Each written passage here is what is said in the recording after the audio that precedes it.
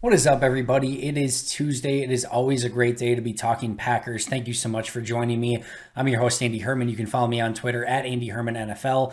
As I promised yesterday, today I'm going to be going over some trends, some players who I think are trending in the right direction, maybe a couple players who are maybe trending in the wrong direction. Just going to take a deeper look at my grades and see who is trending good, bad, ugly, and different. We'll take a look at that in just a moment. But of course, on Monday, we did get some news and notes. The first bit of bad information or bad news that we got was the fact that Jordan Love is on the COVID list, which means because he is vaccinated that he did in fact test positive for COVID. So first and foremost, hopefully Jordan is feeling okay and can make a quick recovery and get back to the team sooner rather than later. This completes the trifecta of Packers quarterbacks with COVID at some point this season.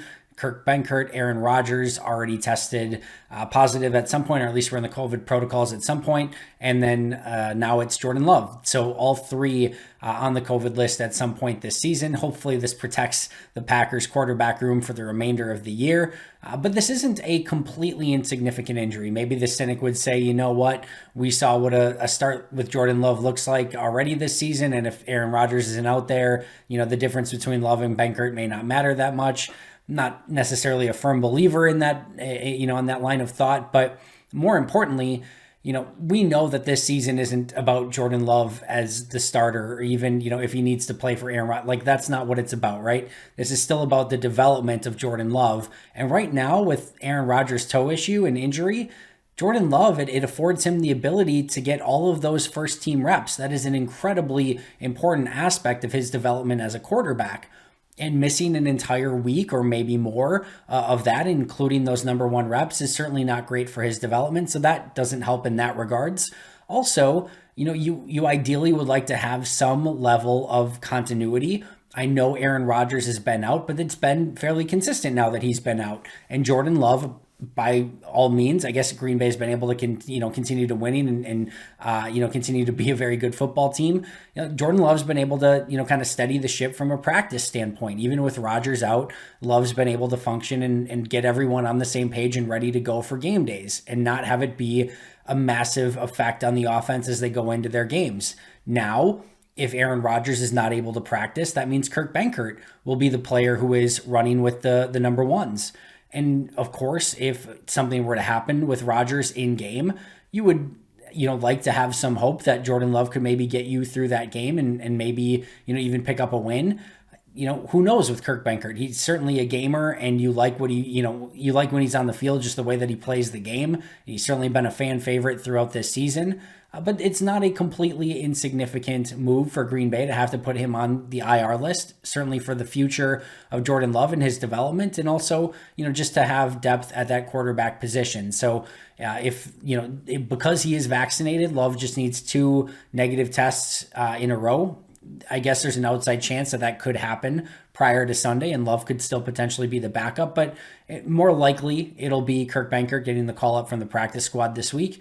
Rodgers the starter, Benkert the backup, and then we'll go from there and see what happens. So that was the first bit of news. And then we got some more injury updates. So Devondre Campbell, from a COVID standpoint, I think, as everyone is on the bye week, we have to kind of recalibrate and think, all right, yeah, that's right. Devondre Campbell early last week tested positive for COVID. And the good news here is that he's asymptomatic at this point, showing no signs, no symptoms, which means as soon as he starts getting those negative tests, again, he will be able to return to the team. The window will open later in this week. And if he gets, I should say, I don't think for him, the negative test matter. It just needs to be 10 days. So either way, he'll have the ability, if he's good to go at the end of this week, to play against the Bears, which would be a really nice win against David Montgomery and that Bears offense. I know it's not the most imposing offense in the world, but you still like having your best players out on the field. Devondre Campbell has been that this year. And getting him back this weekend would be a really nice get for this Packers defense going against the Bears on Sunday Night Football. So again, hopefully the fact that he's asymptomatic will make an easy transition for him as the end of this week comes and he's able to make his way back on the team. The bigger question for Matt LaFleur on Monday, of course, was what about the big three? David Bakhtiari, Jair Alexander, Za'Darius Smith. Could they practice this week? Matt LaFleur said possibly. Possibly those players could practice. We will see. He also said they're hopeful that those 3 players will return at this point this season. No guarantees, but that they're hopeful. It's basically the same song and dance we've heard with these three players for some time now. We did not get any definitive, yes, we think Jair Alexander will be back this week, or Z will be back this week, or, David Bakhtiari will be back this week, but some hope and maybe some participation in practice this week. Now, even if they practice this week, that doesn't mean they're going to play against the Bears. There is a ramp-up period. You may want to be extra cautious. You may frankly feel like you can get through this Bears game without any of those three, the way the Packers have been playing as of late. So there's a lot of things that you need, that are going to need to get figured out with all three of those players. And as Matt LaFleur mentioned in his presser on Monday, you can't really group the three together because they're three totally different injuries. What I would love for Green Bay is if all three of these players could back at some point in the regular season. Of course, it's the playoffs that matter the most. However, there is a ramp-up period just even on the field, right? Let's start with David Bakhtiari. He's probably the easiest plug and play, right? You move him in at left tackle for Yash. You probably don't need to make any other moves. And it's more of just a communication thing, working next to Jon Runyan Jr. and getting some, how you're picking up twists and stunts and those sort of things. You'd still like to see it from a continuity standpoint, but that one's probably a little bit easier from a plug and play standpoint. Jair Alexander and Za'Darius Smith, there's no question you're adding two phenomenal players to your defense, but this defense cohesively working together as 11 players on the field is working very well right now. And that all means communication, covering for one another, knowing what each other are going to do on any given play. Those are the type of things that are clicking. And if all of a sudden, they don't get to play in the regular season and you introduce Za'Darius Smith to maybe 25, 30 snaps and Jair Alexander as your starting corner, that's disrupting the apple cart just enough where, yes, the value add for both of those players would be big enough to overcome anything, but you would love to have some of that continuity and communication and some of those kinks to get worked out towards the end of the season. Same with Bakhtiari. And of course, more importantly, you'd like to see some of that rust, kind of get off, especially for Bakhtiari, who hasn't played, at this point in over a year. By the time he gets back, maybe a little under a year because it was New Year's, right, when he got hurt, but you know what I mean, either way. And, on the defensive side of the ball, Z's been out basically all year. Jair's been out since about the first quarter of the season. So getting some of the rust off will certainly be important. I think it's important for the Packers coaches, too, to see just what these three players have when they do come back from injury. I think we kind of get this mindset of, okay, they're back from injury and that means they're good. They're good to go. They're perfect, right? It's like when you're in Madden and you've got Jair Alexander who's out for 4 weeks on your injured list and then he comes back as a 98 overall or whatever he is, right? Like, you don't have to worry about, he's back from injury, so he's good to go. It doesn't really work that way. If Jair Alexander's shoulder's banged up enough where it makes him, a tackling liability, Green Bay is going to want to know that so they can kind of plan accordingly with how they call plays and maybe how they use him in the postseason. If Za'Darius Smith is out on the field, but his back is to the point where he can't quite torque and overpower people the way that he's used to doing it, that's an issue, right? That's going to be something that the coaches are going to want to know, maybe limit his snap count a little bit more and see what he's able to handle. David Bakhtiari, if he's not able to move, we've seen him on some of those toss plays where he's getting out and leading the way and not many offensive tackles can get out the way that he does. If he can't do that because he doesn't have quite the movement that he did, Green Bay is going to want to know that. If he can't anchor quite as well against a bull rush or a power rush, Green Bay is going to want to know that. So you would love to see all three of these players get some snaps before the regular season is over. More importantly, you'd love to see all three of them on the field in any capacity, because if all those things I just mentioned, no matter what, even 60% of any of these three players is, again, a value add for this offense and defense, respectively. But you would love to know exactly where they're at and have them get some of that rust off and work out some of those communication kinks in the regular season, not in the postseason, so that they're 1,000,000% ready to go once the postseason starts. One other news and injury note, Josh Myers not ready to return at this point. Seems like of all of them, he may still be the furthest away, which the last update we got, it sounded like more end of season, if in fact he can come back at all. So that one's not looking quite as promising at the moment. All right, let's get into main topic for today, which is players who are trending one way or the other, either falling back a little bit or starting to really hit their stride. Now, important to note, all of these players are hitting strides at different points. So I'll point out at what week was kind of the turning point for each of these players. So it's not apples to apples with all of them, but we'll get into that as we go along. We'll start with the negatives so we can end with the positives. So here are the 4 players that maybe are trending a little bit backwards over the second half of the 12 weeks so far. Let's start with kind of the biggest decliner. Is that decliner? I don't know if that's real, but Billy Turner is the one that I have the most. So the first 4 weeks of the season, plus 1.3 grade. The last 8 weeks since that first quarter of the year, negative 4.45. So a negative 5.75 swing for Turner over those time periods. I thought he had a really nice start to the season, was playing some of his best football over the last 8 weeks. I can't say the same thing, grading in the negative more often than not.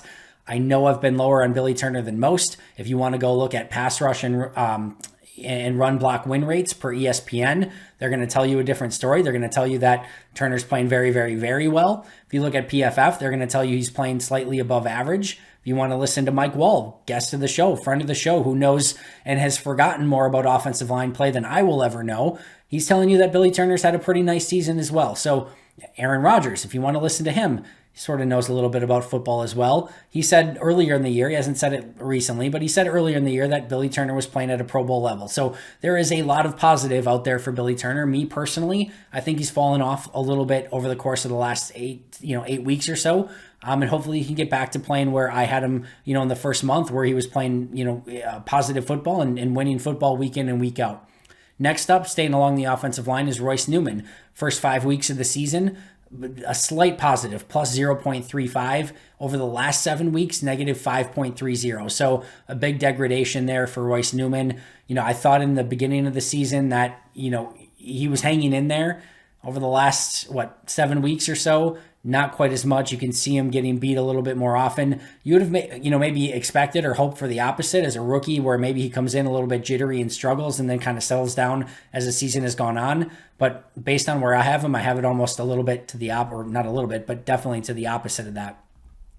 The next one might be a little bit surprising, but Marcedes Lewis. First 8 weeks of the season, plus 3.45 grade. Last 4 weeks, negative 0.95. So a month long where he's graded in the negative. A huge chunk of that was this past game where he had to fumble and had his worst game blocking, in my opinion, of the season, probably of the last 2 seasons. So a lot of it was that, but you're not used to seeing Marcedes Lewis over these last couple seasons grade in the negative period, much less over a 4-week period of time. So first 8 weeks, he was playing great. Last 4 weeks, not quite as much. I do expect him to bounce back and not have any issue, but that is one that is trending in the wrong direction a little bit. And then last but not least is Aaron Jones. First 6 weeks of the season, plus 4.9 grade. Last, 6 weeks, including some injury time in there, of course, but plus 0.75 grade. So gone from, grading well in the positive each week to just more of a slight positive over the last, 5-6 weeks or so. So those are the 4 that I've seen a little bit of a decrease on: Billy Turner, Royce Newman, Marcedes Lewis, and Aaron Jones. A lot of positives, though. Let's start off with Rashawn Gary. First 3 games of the season, I thought Gary struggled. Negative 1.25 grade. Since then, in the last 9 weeks, plus 5.15. Totally different player, explosive. Remember, he missed a week in there as well. Just looks like a completely, a player who's turned the corner. I think that's the best way to put it. A player who has turned the corner, is playing with confidence, is playing with effort, energy, and you can see him really starting to piece the puzzles together as a well-rounded pass rusher with different moves and different ways to get to the quarterback. In my opinion, he's had maybe the biggest swing to the positive, certainly since those first 3 games. Speaking of those first 3 games, the next biggest mover, Kingsley Keke. So when I'm putting my 5 lowest graded Packers on the season, Kingsley Keke's showing up there consistently, and I've been getting a lot of questions. How, I feel like Kingsley Keke's been playing good. How is he so bad? Why do you have him graded so poorly? Well, the first 3 games of the season, negative 4.5 grade in just 3 games. He started off terrible. He couldn't anchor. He couldn't hold up at the point of attack. He wasn't getting any pass rush. He wasn't doing anything. He was a complete liability out in the field. Since then, last 9 weeks, including a couple games, again, that he missed due to injury, plus 1.0 grade. So definitely a positive player since those first 3 weeks, a player that's been trending in the right direction, has been playing some of his best football as of late. You take those last 3 games out, or those first 3 games out of there, he's had a really nice season. It's just those first 3 games that have really tanked him. But since then, he's been playing really, really nice football. Let's stick on the defensive line. Dean Lowry, first 4 games, looked like it was going to be the same Dean Lowry that we saw last year in the end of 2019. Negative 2.3 grade for those first 4 games. Since then, plus 1.65, grading well in the positive over an 8-game period of time. And a big reason why this defensive front is playing much better is guys like Kingsley Keke, Dean Lowry, even Tyler Lancaster have been grading in the positive. And of course, Kenny Clark as well. So when you're getting contributions from those players in the positives, you're really in a good spot, and it's certainly shown on defense for Green Bay as of late. Next up is A.J. Dillon. The first 7 weeks of the season. First 7 weeks, it's not an insignificant period of time, plus 0.25 grade, just barely in the positive. Last 5 weeks, when he's been getting a little bit more of the workload, plus 3.7 grade. So a big jump for A.J. Dillon, and that sort of coincides with when Jones started to get hurt and maybe have a little bit of a lesser role. We've seen Dillon really take the reins and really, kind of grab the bull by the horns and have a much more positive role. This one might be cheating a little bit. Rasul Douglas, first 5 weeks, not on the roster. Since then, plus 3.2 grade. I think I've talked enough about how Rasul Douglas and Green Bay's been better when he's been on the field, but certainly worth noting there as well. This one also might be cheating just a little bit. Josiah DeGuara, but I'm pointing it out for a very specific reason. First 9 weeks of the season, negative 2.35 grade. And pretty much graded in the negative, or either right at neutral or negative in almost every single one of those games. So didn't show that he was ready to really contribute, didn't show that he had any level of consistency that he was playing with. Well, these last 2 weeks, Green Bay started to use him more, plus 0.6 grade. Is it anything earth-shattering? No. But when you're grading in the negative almost every week, and then in the last 2 weeks you get a bit more of an opportunity and you grade in the positive, it's noteworthy. And Green Bay needs a tight end to step up in this offense. Hopefully that's a trend that continues. Remember, he's coming off a major ACL injury and knee injury a season ago as well. It takes time for that to gain a little bit more confidence. He seems to be moving better. Hopefully that trend continues and we can see it even, extrapolate further through the remainder of this season.